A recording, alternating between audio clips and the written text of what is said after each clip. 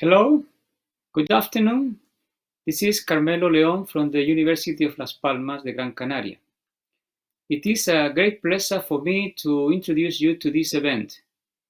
This event is going to be concerned with the carrying capacity of the Canary Islands as a tourist destination. I would like to start first by thanking the Canary Islands government and its Ministry of Tourism and Employment, and to FIDE CajaCanarias for the support to carry out this online event, and to the Foundation for the Advancement of System-Oriented Management Theory of St. Gallen in Switzerland for partially funding the study presented here. Special thanks also to all the scholars and stakeholders who have collaborated with the study and the event. And I would like to thank you all for your time, and I hope this is going to be a productive and satisfactory time for you. The question to be addressed in this event is the carrying capacity of the Canary Islands, both in terms of its population and the population of tourists.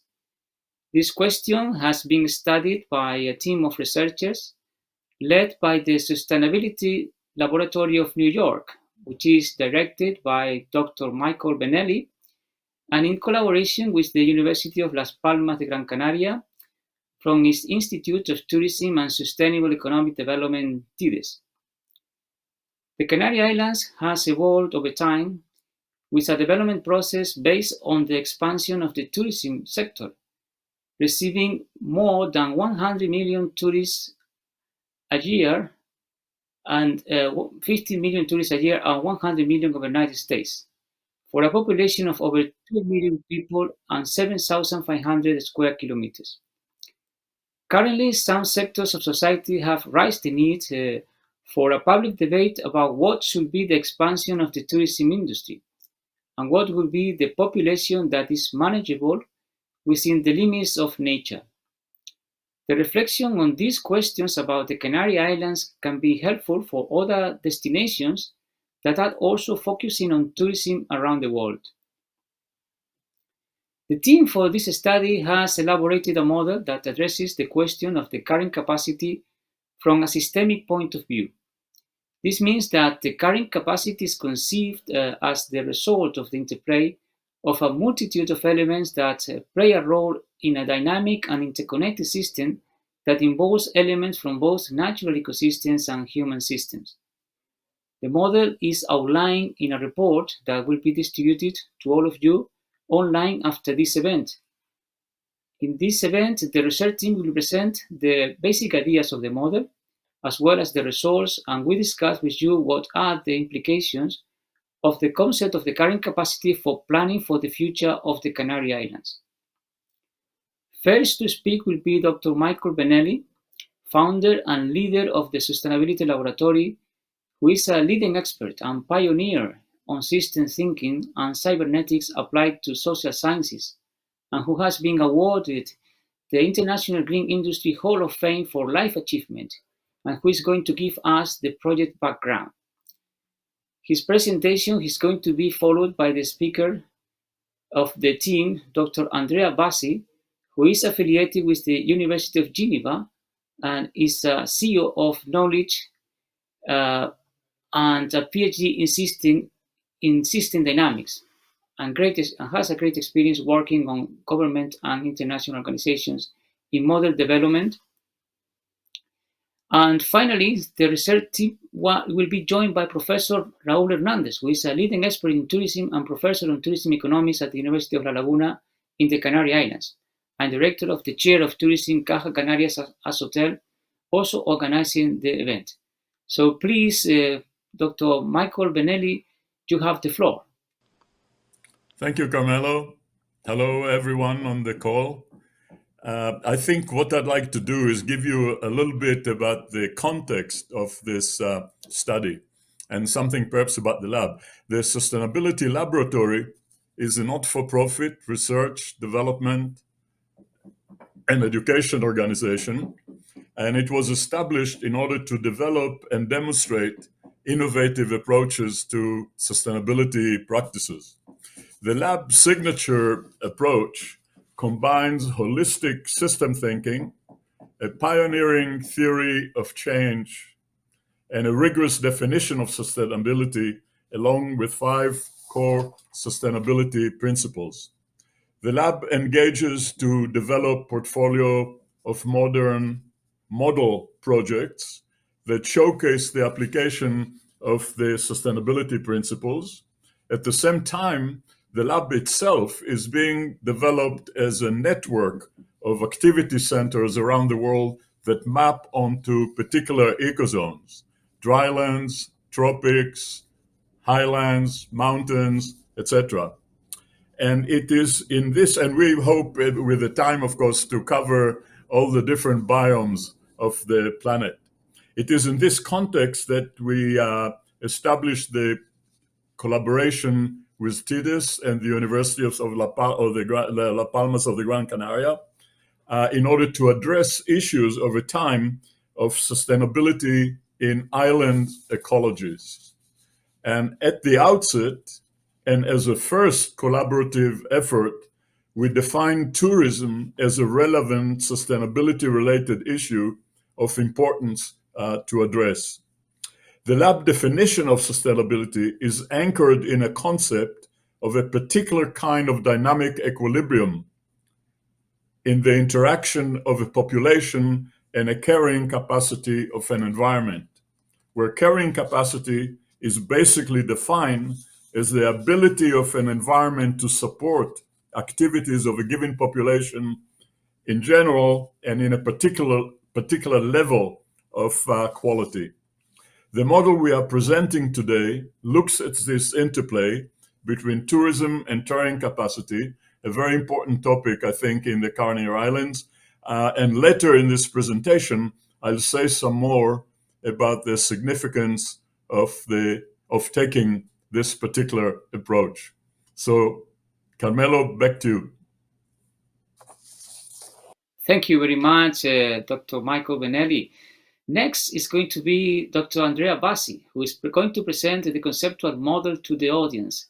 So please, Andrea, can you have the presentation? The model, both the approach and the results. So I've prepared a short presentation to go through main slides and provide information on what we have developed. But I want to first provide a brief introduction to say that the project, as Michael mentioned, is really a collaborative project. And it is a project that was possible, implemented using a systemic approach, because of the collaboration of a number of different experts that have knowledge and experience working in different thematic areas. So what we have done is that we have worked together with a diverse project team, as Michael mentioned, to develop in 2 phases what we call the Carrying Capacity Canary Island Model, or CCCI. This is a system dynamics model used to analyze the interplay between tourism and the sustainability related impacts it has on the Canary Islands. And it was developed following a 2-step approach. First, we analyzed qualitatively the main dynamics in the system, and then we went on to quantify those dynamics. Now, going into the methodology right away, I will focus first on the first step, so on the causal loop diagram or a map of the system. Now, this is a tool that is normally used to identify key variables and indicators in the system, and then to identify what are the interconnections that exist between these different variables and indicators. The main goal, once we have identified variables and interconnections, is to understand what are the main dynamics of change in the system. What makes so that we have the number of tourists increase in this specific context, and what makes so that we may see a deterioration in the quality of the environment. So it does show the relationships of cause and effect in the system. If you're able to identify these relationships and think in terms of cause and effect, then we are going to be better able to identify what are the intervention options that lead to positive outcomes in the system. So to briefly show you this process of developing the model, I want to go over a few steps in the creation of this model, the qualitative model. First, as Michael mentioned, we started from carrying capacity. we identified that this is affected or influenced by marine habitat quality, terrestrial habitat quality, urban environment, and the air environment, and atmospheric environment potentially. And so these are the key thematic areas we started exploring at first. And it already gives you an idea for why we had to have that multidisciplinary team working on the project. As a next step, we started looking at the fact that population goes on to affect carrying capacity, meaning that it has consequences on the different aspects of quality of these ecosystems that go on to affect carrying capacity in turn. So we do have circular relations that we call feedback loops that are important and should be considered in the analysis. So it's not linear, it's not a straightforward analysis, it actually embeds non-linear dynamics and circular dynamics. What we then added to the diagram is the number of tourists, because we have locals living on the islands and then we have tourists that stay for short, medium, or long-term stays. And we divided tourism into two different broad categories: conventional tourism, creating even more of a challenge or stress to carrying capacity, but then also eco-friendly tourism that adopts sustainable tourism practices and potentially reduces the negative impact on the environment. These would be tourists that value and appreciate the quality of nature, and so they would tend to use a bicycle and walk instead of taking a car, for instance. Or would tend to prefer hotels that are built with sustainable materials, and so on and so forth. We then progressed in our analysis to consider that these different elements of carrying capacity will go on to affect the environmental quality. And the environmental quality of the islands goes on to affect the attractiveness for tourists of the islands. We will see later on that attractiveness is defined in the mathematical model in more detail, looking also at the type of activities that can be performed, but certainly there is a relationship between attractiveness and arrivals. So this starts showing that if there is a deterioration of the quality of the environment, then maybe the islands become less attractive. That leads to less tourists, and so there is a lower economic contribution of tourism to economic activity. But nevertheless, if you're going to see less tourists, then potentially we see less pressure on the environment. We did not stop here. We added a few more elements. For instance, we considered the fact that when the tourism sector expands, whether this is conventional tourism or eco-friendly tourism, there is going to be an increase in foreign investments. Now, this is going to potentially have impacts on the local economy, increasing the cost of living, and so pushing locals to move more to remote areas, or potentially bring in foreign companies that will build hotels and infrastructure and therefore reduce the potential for income creation for the locals. One of the consequences of these dynamics that has been explored in certain islands over time is the process of gentrification also, where we have the upgrade of infrastructure that results in higher cost of living for locals. And so this is in a way a side effect. Besides the environmental side, it's a side effect for social dynamics. We then considered the potential impact on employment and how this may affect immigration, meaning that some workers may come, build their hotels or the infrastructure, or come to work in the tourism sector and then potentially stay on the islands, and then goes on to add to the population that we see in the area. Now, overall, we see that tourism provides a contribution to GDP. This is what emerges here on the right side of the diagram, and both economic activity and the performance of the environment or environmental quality go on to affect our population welfare. Welfare in this case is a broad concept that takes into account both how the locals enjoy living in the Canary Islands, and that's why they value environmental quality, both air quality, marine habitat, terrestrial habitat, and so on and so forth, but also the possibility to have a job and earn income. And so it merges both aspects that are economic as well as social and environmental. And at this point, we started then asking ourselves what intervention options we can consider to shape, in a way, future trends, future scenarios for the tourism sector in the Canary Islands.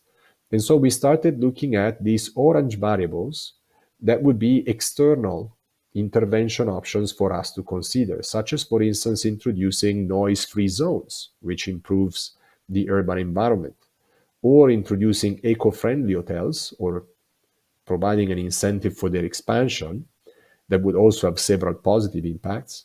At the same time, we consider protected marine areas targeting marine habitat quality and reforestation targeting primarily terrestrial habitat quality.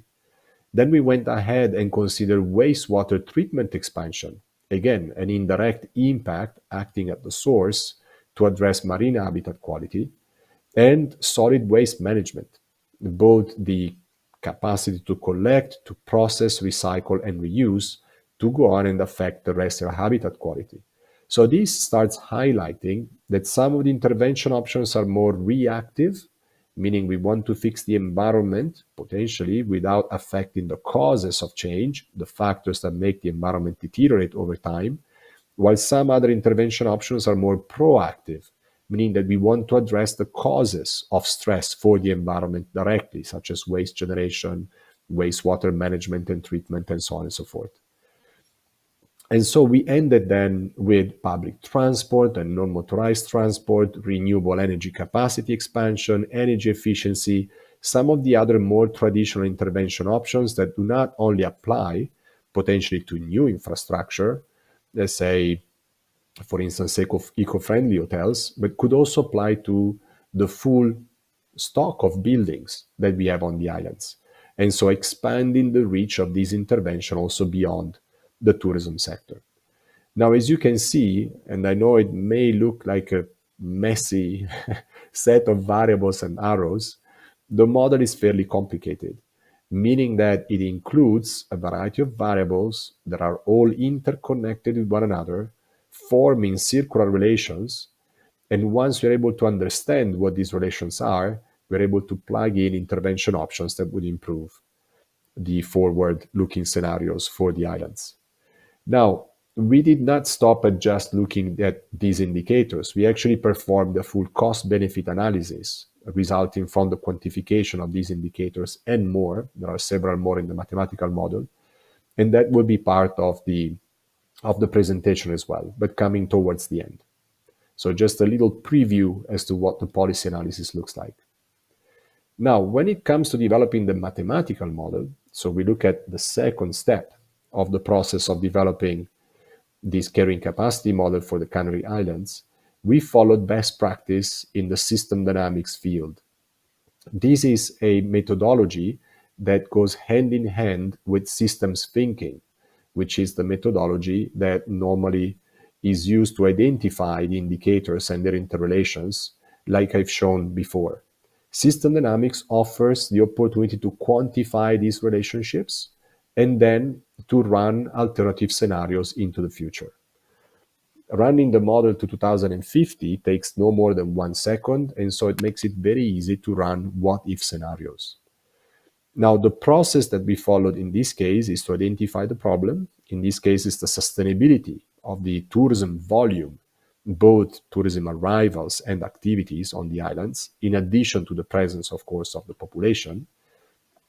Identify the causes and effects or dynamic hypothesis for this issue, which is reflected in the diagram I presented earlier, to then move ahead and add numbers and equations in the model to generate a baseline scenario.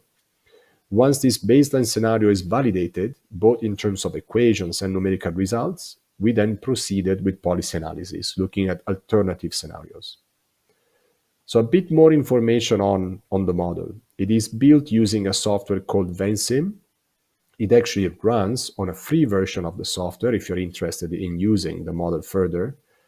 It looks at time in a continuous way so that it doesn't optimize at a given point in time, but it offers continuous time simulation until 2050.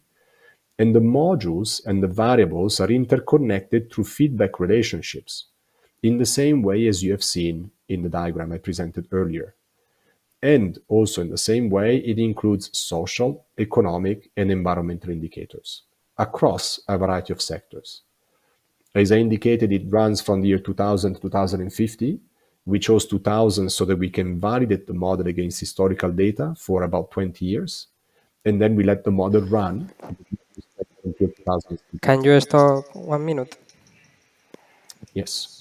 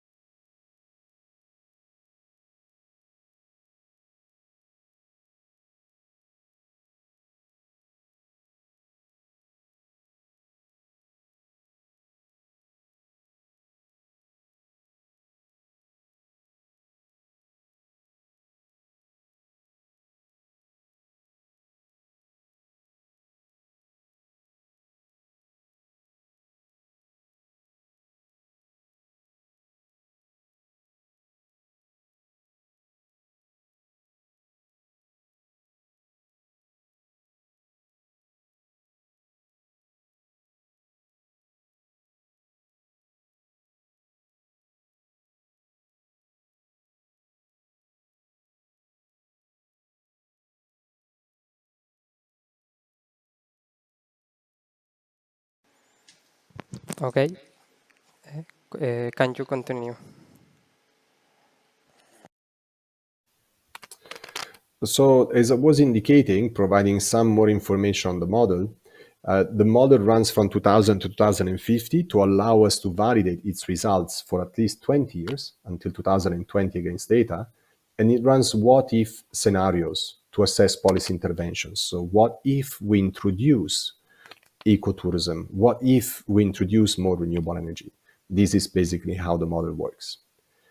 Now, as you can imagine, based on the causal diagram, the model includes a variety of components. Here you see we have climate assumptions on temperature and precipitation. We have population and tourism, which are measured as number of people, total number of tourists that would be on the islands. Land use is represented as agriculture, settlement land, for instance, measured in hectares. We do have a representation of fish stock as well, properly as a stock that includes the basically reproduction of fish and then fish catch and mortality. We have the stock of roads as public infrastructure, as a proxy for mobility, water demand and supply to look at the water use extent for different types of population values, including tourism, and then wastewater treatment, which goes on to affect water pollution, and solid waste generation, as well as collection. We then capture energy demand overall, divided by energy sources, and power generation capacity also by technology, so that we can differentiate between the use of renewable energy and thermal power generation. We then have a specific module on marine habitat, which, as you can imagine, is connected to the fish stock as well. And then we have the aggregate indicators that look at population welfare and carrying capacity that make use of most of the modules and indicators that I just mentioned now. Now, with this in mind, as you could expect, there are many scenarios and policy assumptions that we use in this model.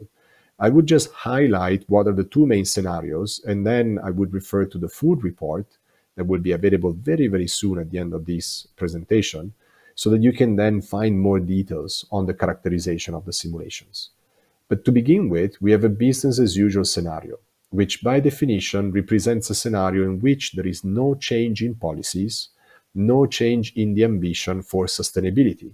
And so it assumes a continuation of the historical trends, meaning there is no constant future trend, but a continuation of the trend that we have seen historically, to a large extent.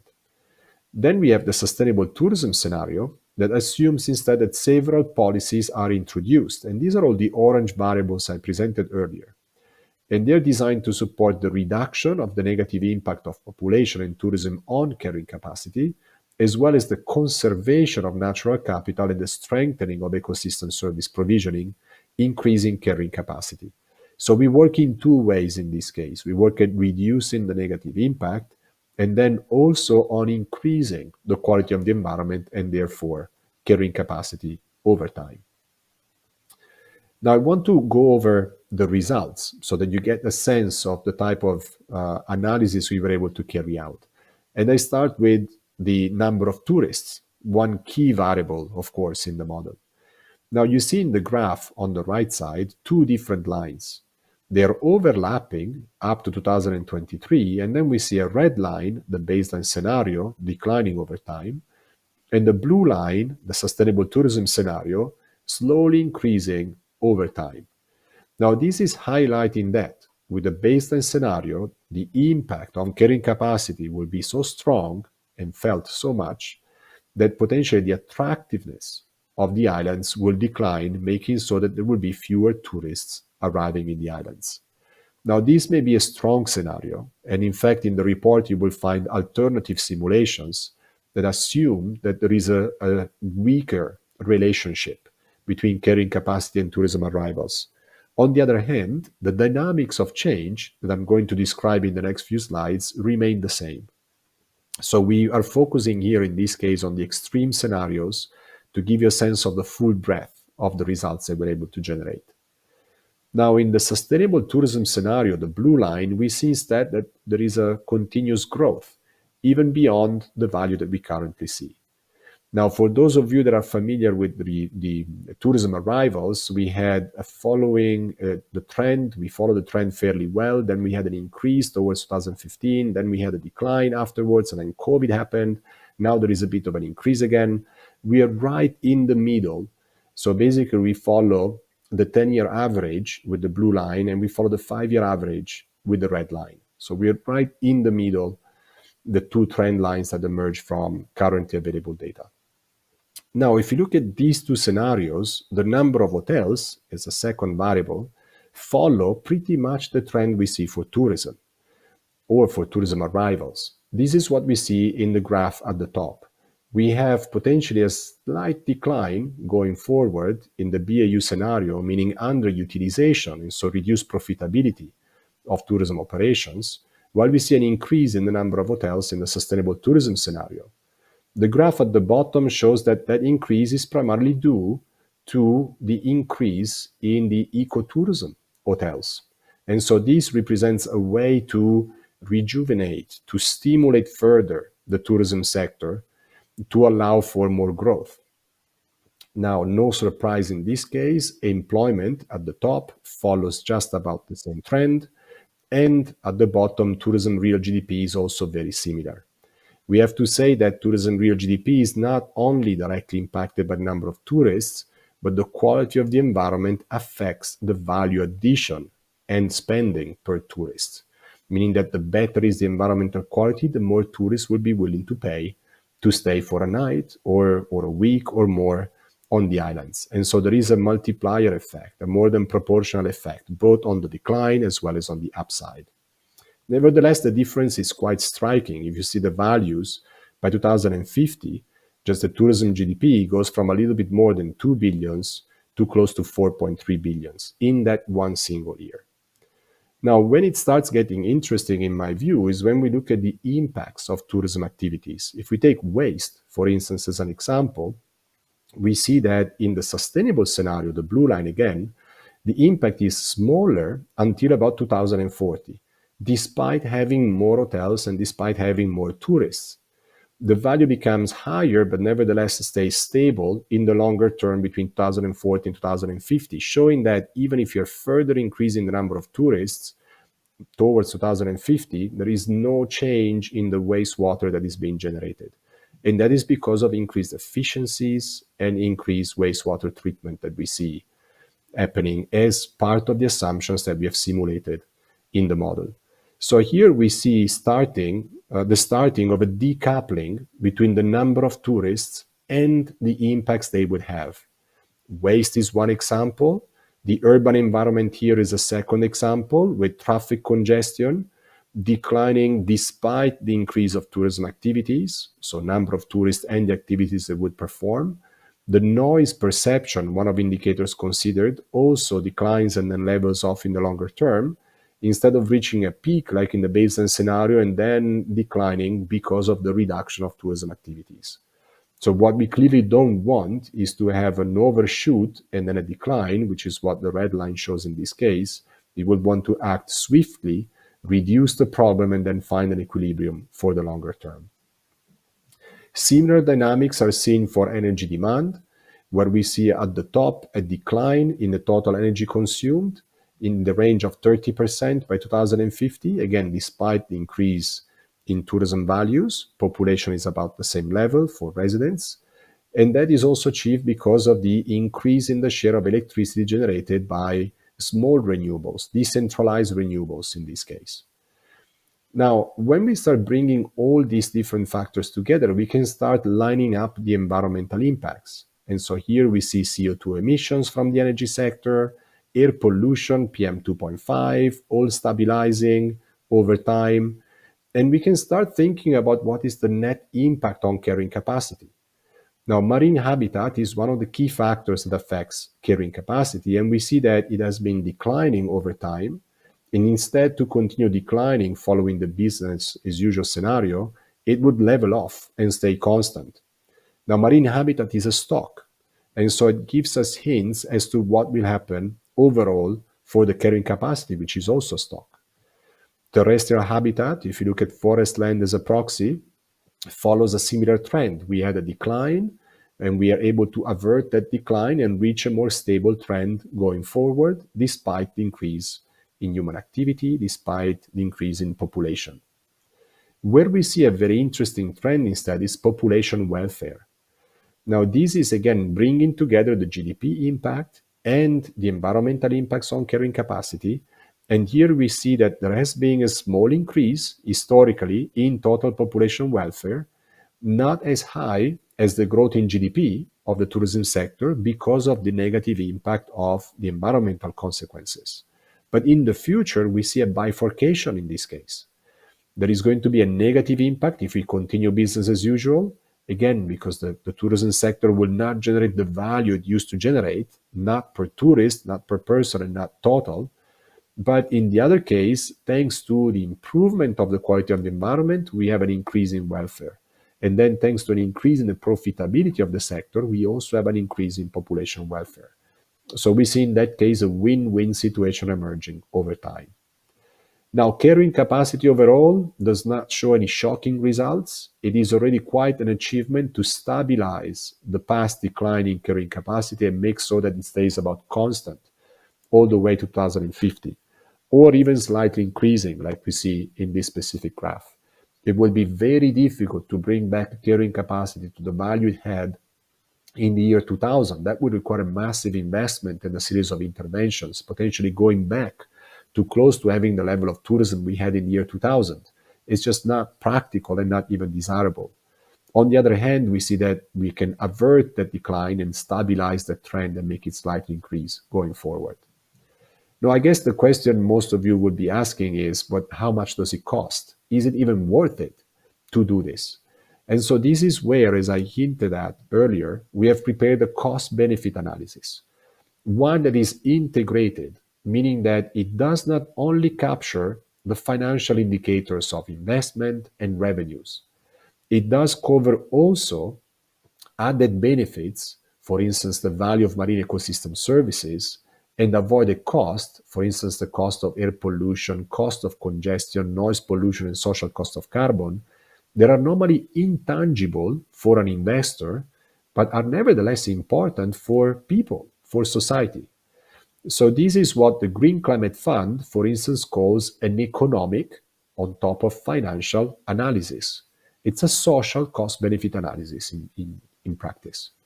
And we will see at the bottom here the benefit to cost ratio.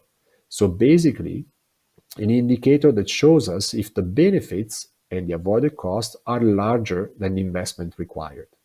And if we use a discount rate of 3.5% every year until 2050, we see that for every euro invested, we end up generating 8.8 euros in return. So from that point of view, despite being longer term, it is very much worth it. Now here we can see the sum of the investments at the top: wastewater management, solid waste management, water desalination, power generation from renewable energy primarily, energy efficiency and reforestation costs, just to give you a sense of all the intervention options that we have considered. And then over here, we see the added benefits and avoided costs. Again, tourism GDP is a big part of the benefits that are being generated, by far the largest among all the other benefits and avoided costs. Nevertheless, we see that there is income creation from employment that is also important, and we have a series of other avoided costs, as I mentioned earlier, that should be considered also. So concluding, reaching the end of my presentation, the results of the analysis show that there is a potential to create synergies, that decoupling I mentioned earlier, across the social, economic, and environmental outcomes for the Canary Islands when using sustainable tourism. Even when we work with this model, which is in a way preliminary, because it could be applied to specific islands, customized and analyzed in more detail for specific contexts, we hope that the model can inform a conversation, be a conversation started in a way for exploring the use of indicators that normally are not quantified, such as those externalities I mentioned earlier, and possibly promote more policy discussions, policy formulation and policy analysis with the use of a quantitative model, one that potentially, like ours, combines social, economic, environmental dynamics with different types of methods and tools that can be integrated. For doing that integration, we have used systems thinking, the approach that also Michael stressed at the beginning of this meeting. This is the underlying methodology that we have used to make so that we can bring together these different knowledge across scientific fields, and also to inform different types of policymaking, because sustainable tourism is not only about tourism policy, it's also about infrastructure policy and environmental policy at the very least. Many more areas could be mentioned. And so we hope that with this type of analysis that is integrated and systemic, we can provide that starting point for a deeper conversation about tourism and the future of the islands in relation to how that synergy can be created across the two.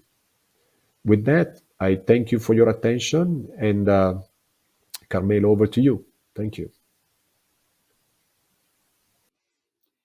Thank you very much, Andrea, for this excellent presentation. Now we are going to open a discussion with the members of the team. And to open this thoughtful discussion, we welcome a first reflection from Professor Raúl Hernández, Chair of Tourism, Chair of the CajaCanarias-Ashotel of the University of La Laguna. Please, Raúl, what will be the necessary issues for continuing the thoughts that are and the implications of the policy making and for the future and the involvement of society in this discussion of the current capacity? Good afternoon, everybody. For the chair in tourism, it's a pleasure to support this event with the colleagues from TIDES. As the chair of tourism is committing this debate on measuring tourism sustainability for decision making. I think that there is a debate on how can we or must we manage tourism to avoid or even sometimes to extend the limits, particularly in the context of an island region, bearing always in mind the carrying capacity approach. I agree with Andrea that the challenge faced by the Canary Island and the tourism sector are complex, are interconnected. Therefore, a systems approach to the topic is key, and I congratulate the research team for the results that we have been shown. I would like to highlight in the presentation the dynamic nature of the model, the possibility of having different scenarios.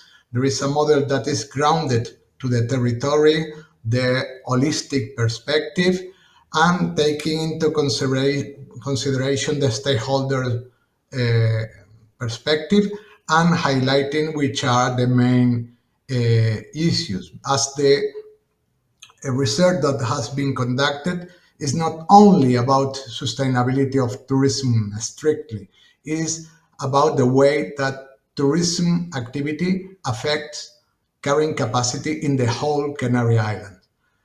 I must admit anyway that I normally avoid the concept of carrying capacity because of its biological origin, and that in societies there is a possibility of improving through management the carrying capacity, but this is exactly the approach that has been developed in this project. To end, in my opinion, the main contribution of the model is not only related to the accuracy of the prediction, but the contribution is to improve our understanding on the working of the Canary Islands and the role of tourism in the following years. Thank you. Thank you very much, Raúl. Next, we are going to go back to Michael to ask him what is the significance of this exercise that we have conducted for the carrying capacity model in the Canary Islands. Thank you, Carmelo. Let's look at it for a minute. On the face of it, questions about the desirability of developing the tourism sector as part of an economy looks like a no-brainer. Tourism brings income, creates jobs, enhances and accelerates development, and more. Looks like a silver bullet. In fact, since the mid-20th century, world tourism as a whole has exploded, reaching some 1.5 billion entries in the pre-pandemic level. And the Canary archipelago, with its rapid supercharged tourism activity, is a case in point. In the Canaries, you have seen an explosive growth from some 15,000 tourists in 1965 to well over 15 million in the pre-pandemic years. This, with the local population of only 2.2 million and a diverse, rich, but very sensitive and fragile ecosystem. The obvious and immediate economic gains from tourism tend to dominate the prevailing perspective, and priority is put on ongoing expansion and growth. The promise of short-term gains tend to overlook the adverse impacts on the authentic culture, the local community, the local economy, long-term reserves of water and other resources, and the pristine ecosystem itself. Many of the items that have been discussed in the model itself. Economic development policy and specific developments in the tourism sectors are oftentimes driven by few dominant interests, thus shortchanging the true complexity of the question that should be considered, turning a blind eye to important externalities. This is why it is so important to bring a holistic approach that enriches the understanding of the interplay between the many myriad factors that are involved. Our model attempts to provide a first stab, a preliminary stab, at providing a basis for broadening the discussion in ways that can avoid critical pitfalls and ensure a sane tourism development to the advantage of all. Thank you, Carmelo. Thank you very much, Michael. Let's now go back to Raúl to focus on the practicalities of the Canary Islands. Can this approach deliver an improvement in the competitiveness of the destination of the Canary Islands? Thank you, Carmelo. I'm convinced that the concept of competitiveness, whether we refer to tourism competitiveness of the overall competitiveness, is properly analyzed through this kind of holistic approach. And why? Because this approach gives very valuable insights on the background of or determinants of economic development beyond the main economic variables. Traditionally, economists have developed models with little consideration to social and environmental issues. As in specific contexts, these issues could be neglected without affecting too much to the accuracy of the results. However, nowadays, the competitiveness of a region or a sector is heavily dependent on natural resources and the social background. The traditional definition of sustainability refer mainly to comparative growth, while modern definitions of competitiveness include long-term perspective, include the well-being of stakeholders, include efficiency, include sustainability, conservation of social and natural capital, and this, for example, is the definition of tourism competitiveness of the OECD. So, to answer your question, this kind of approach is very important, not only from a social or environmental perspective, but also to the traditional economic aspect of competitiveness, as competitiveness is related to all the other issues that have been raised in the presentation before. Thank you very much, Raúl, for your insightful thoughts. Next, let's go back to the research team, and I would like to ask some comments from Natalia Nino Giraldo, who is also a member of the team, and we could ask her, how do you find this approach to tourist sustainability, and how could it be valuable to other destinations or countries around the world? Thank you, Carmelo, for the question. Well, let's first recall that the approach that we're using is a systemic approach that models the carrying capacity of the Canary Island, and the carrying capacity is modeled based on the impacts that both tourism and the population of the island are putting on the environment. So based on that, and being close to the modeling process of this carrying capacity model, I consider that if we apply the concept of carrying capacity to analyze sustainable tourism in general, the approach is applicable to a variety of locations where tourism is being analyzed, so no matter the location. Whether we are assessing the impacts of tourism on a set of islands, as it is the case for the Canary Islands, or if we are assessing the impacts of tourism in a lake, for instance, or in a specific mountain area, tourism generates a burden in that particular ecosystem anyways, and also in the society that is living around the area. So the concept of carrying capacity is widely applicable for a range of locations, as long as the impacts analyzed are aligned with the context of the problem and the specific location that we are analyzing. Thank you. Thank you very much, Natalia, for your interesting answer. Now let's turn to a quite a specific issue regarding the Canary Islands. And I would like to ask Vanessa Armendáriz, who is also a researcher in the team. Vanessa, how do you think that we could customize this approach to different islands, or is this one fits all type of approach that can take account of the Canary Islands, that they are also 8 different islands? I think this is a very important question related to the applicability and the insights we can get from this initiative and the current model. Let me start with saying that when we build a model, we need to define its purpose.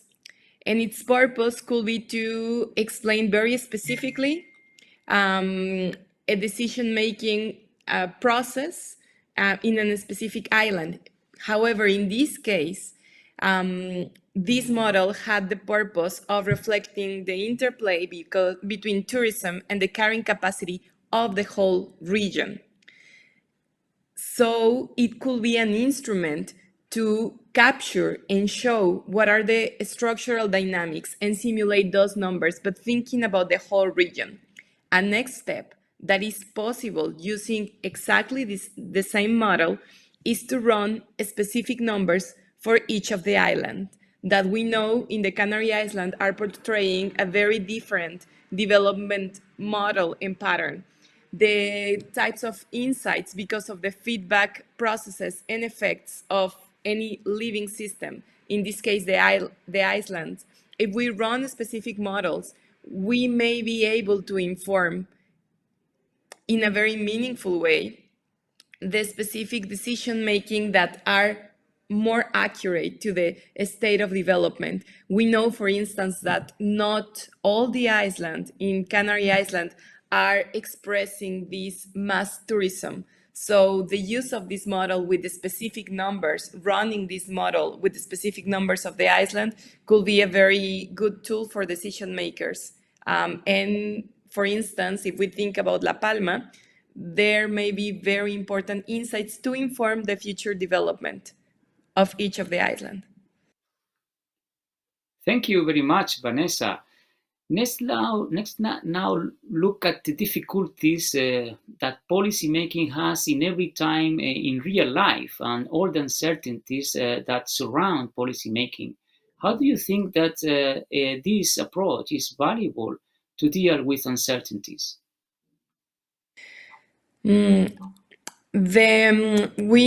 The normal scientific approaches, which are non-systemic, are very limited to respond to the challenges we're facing currently, such as climate change and the feedback effects of the different decisions and structures that we built in the last century. So we really need to understand in a different way, and systemic approaches represent a qualitative advance in this type of understanding. Policies, they tend to be crafted in a very linear mind setting. So when we start using systemic approaches, we are able to go to the root causes and address structural issues of any society, of any economy, of any environment. And by addressing those structural issues, we are able to understand actually what are the leverage and what are the conditions we need to nurture and improve in order to have better systemic results, instead of thinking that perhaps implementing one action will have a very proportional effect on the environment or on the economy. So addressing systemically some decision making that are very critical in current times can actually help us build resilience in the system as a whole. In terms of carrying capacity, this is something that is very absent of the debate, even in sustainability issues. So addressing in a systemic way policy making, especially dealing with environmental issues, could help us realize many economic benefits that we can get, and societal benefits by doing the right actions. And my recommendation for this will be to start promoting these systemic approaches, and not only promoting for understanding, but really, as Andrea said at the beginning, taking these examples and these cases as a conversation starter with decision makers, with scholars, to really solve together and understand together what can we do in these very challenging times. Thank you very much, Vanessa. We are now reaching a phase in which we are going to have an open discussion on questions that have been raised by the audience in the chat. We have a couple of questions that are addressed to the members of our research team. One of the questions is addressed to Dr. Andrea Bassi. Andrea, the audience is asking what is the model actually designed for any type of environment, considering both rural and urban environments or protected ecosystems. Are these kind of different specialities considered in the model? Yes, thank you. It is a very good question, especially because no model can cover all these aspects well at the same time. So we have actually covered both rural and urban and critical ecosystems because we have coupled the system dynamics model with a spatially explicit model that has generated maps that were able to estimate, for instance, habitat quality. And so we had a way of confirming and validating our results against these maps. But in general, I would say the model can be customized to the specific needs of the local context. And so if you were to look at another island, we may have many of the same indicators, but we may also introduce new indicators that are not there in the model right now.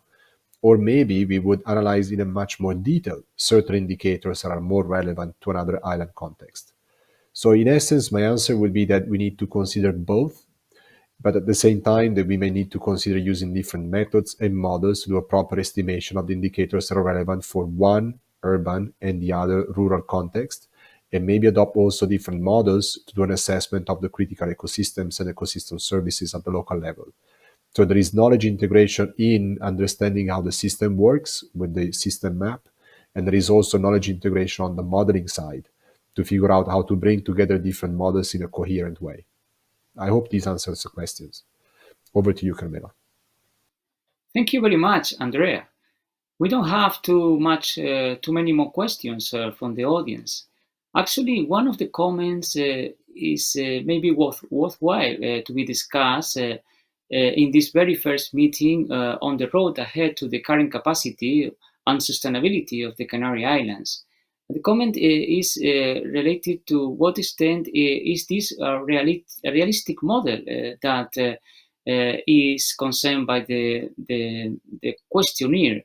One comment says that the Canary Islands receive more than 14 million tourists, as I said in the beginning, and there are more than 2 million residents. So there is a concern as to whether this model reflects these realistic aspects of the Canary Islands, and if they can be addressed. So please, Andrea, could you comment on these issues, on the realistic aspects of the model? I can start providing an outsider point of view, and then of course others are very welcome to provide more of an insider local point of view.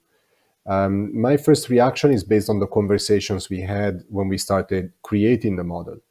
And these conversations pointed to the emergence of some discomfort, potentially, for the number of tourists that we have now in the islands. Again, of course, there are differences from island to island, but the noise, the pollution, the traffic congestion, these are all factors that reduce the welfare of the population. And so there were discussions as to whether this trend can and should continue, or whether the local population will demand that a change is implemented to focus more on high-value tourism as opposed to quantity of tourism. Now, we also see from other contexts that tourism follows very specific rules in a way. First of all, we need to look at competition, what other areas are available that offer similar type of service to the Canary Islands. We discussed that as well. But then also, we need to consider what is the key trademark of tourism in the area. We have seen other islands that lost more than 90% of their coral reefs, that lost the high-value tourism and had to convert in a forced way to low-value quantity tourism. And that has not necessarily generated the value that was expected. It called for massive infrastructure investments because you have more population coming to the islands, but the return on investment for that infrastructure was not as good or as high as expected. And so, see, there are different types of considerations to make. One is population welfare and well-being. The other one could be the financial sustainability from a public sector point of view of the oversized infrastructure investments that are being made for tourism, when maybe some or most of the revenue and value addition are being shipped over to other countries, maybe where the foreign investors are residing.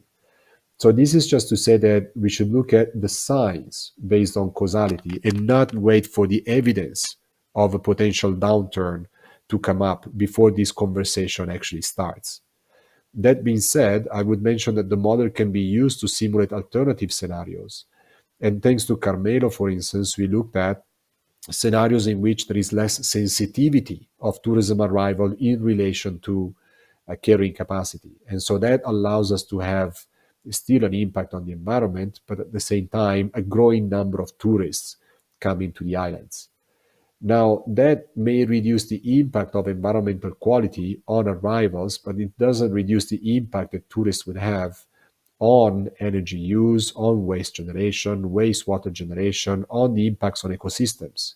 And so again, some of the signs are there, but they are not necessarily showing up as a crisis yet, but it's something to keep an eye on, I would say. Thank you, and over to you, Carmelo. Thank you very much, Andrea.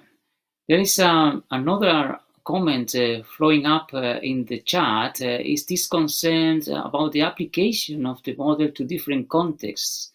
The listener is concerned about the possibility to apply this model to the context of Los Andes in South America, which is more ecotourism based, and there are also destinations that can also be focusing on different types of tourism.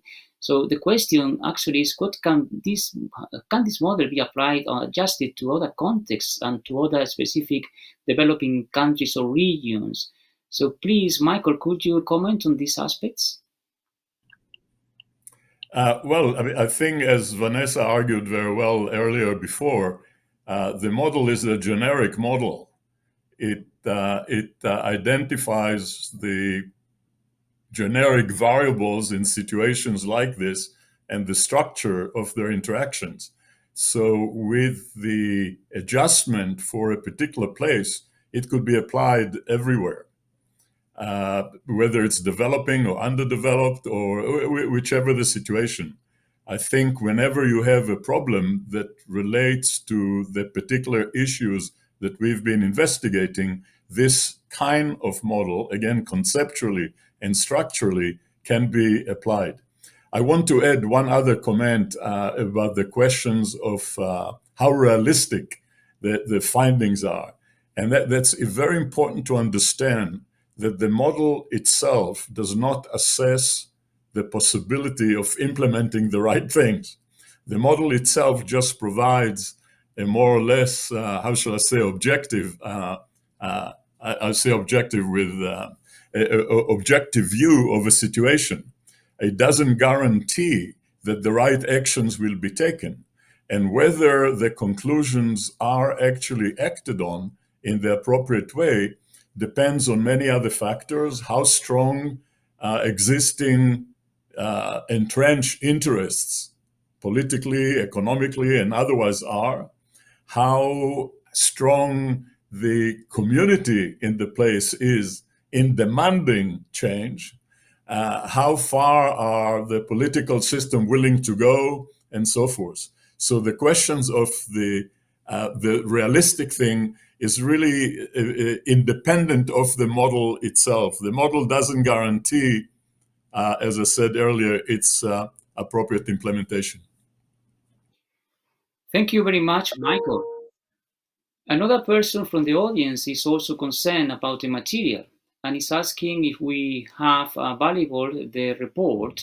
And as I said earlier, all the material and the report is going to be available with a link that is going to be sent to you after this event.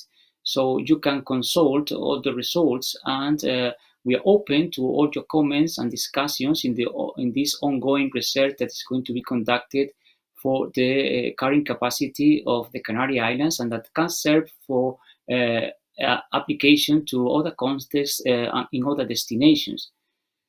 So I think we have reached the end of this event, and I would like to thank all the participants and the research team of the University of Las Palmas de Gran Canaria and the University of La Laguna for collaborating on this event, also to feed the CajaCanarias and the Ministry of Tourism of the Canary Islands government, of course, to all stakeholders and researchers that have been contacted for producing these results and these materials. And I would like to give the final say to Dr. Michael Be-Eli. Please, Michael, can you give us your final comments to this presentation? Well, I'll have to, of course, echo your thank you as the first step. So I'd like to thank everyone who was involved in this study. I want to thank Carmelo, of course. I want to thank Andrea, Vanessa, Natalie, Marco now, Matias Gonzalez, Juan, Jamie, Yen Lam, all the people that participated and all the experts that we discussed things with in constructing this model. At the same time, I think Carmelo mentioned earlier, I'd like to thank the Foundation for the Advancement of System-Oriented Management in St. Gallen for providing some of the funding for this project. And of course, I'd like to thank Carlos, who was not part of the study itself, but really helped us over time understand some of the issues that are involved, and for Raúl for articulating those issues so well. And thank you, of course, for all the technical people behind the scene here who made this presentation today, supported that and made it possible. I'd like to just say a couple of words very quickly. It is clear from our time spent in the Canaries that the awareness is beginning to dawn everywhere, that the issue of tourism is becoming a major issue. There's concerns about the water reserves, there's concern about energy, there's concern about food, all of those kind of things. I'll also add at this time that from the viewpoint of the Sustainability Laboratory, the definition of sustainability itself is anchored in that concept of the interplay between a population and carrying capacity. I mentioned it earlier. I'm adding it again now for emphasis. It's that interaction and the equilibrium in that interaction that we need to seek if we are serious about establishing the concept of sustainability as an organizing concept on the planet, in La Palma, in the Canaries, and everywhere else. The La Palma Island itself is in a particular interesting situation in relation to the question of tourism. It's really at a crossroad. It's not yet so fully committed to mass tourism as you can see in other islands in their archipelago. So the hope that Andrea also articulated very well is that this first preliminary look at the questions will provide an opportunity to think or rethink and think the issue of tourism in a more profound way. And I hope that our work really convince everybody that you should be involved of the inherent complexity of the issue, and therefore that it will stimulate the kind of broad and deep discussion that the topic actually deserves. If you are to craft a sane policy moving forward, sane tourism development policy for moving forward. We, of course, at the Sustainability Laboratory will welcome the opportunity to continue and work with you on those issues. Thank you very much. And Carmelo, please have the last word. Yes, Michael, I subscribe all what you have said. It has been a great pleasure to work with you, the Sustainability Laboratory and the research team. I think there are a lot of issues that are interesting for the development of the Canary Islands, and this is one of the most important topics on the discussion that is going on. And this output is going to have a great contribution to the debate. And I'm sure that there are going to be more developments that will follow up to this research on the carrying capacity of the Canary Islands and around the world. Thank you very much for your contribution, your effort, your impact, your inspiration for working on sustainability with breakthrough ideas that are useful for having a better planet, a better world, and a sustainable future. Thank you very much to you and to all the people who have participated in this event. Thank you.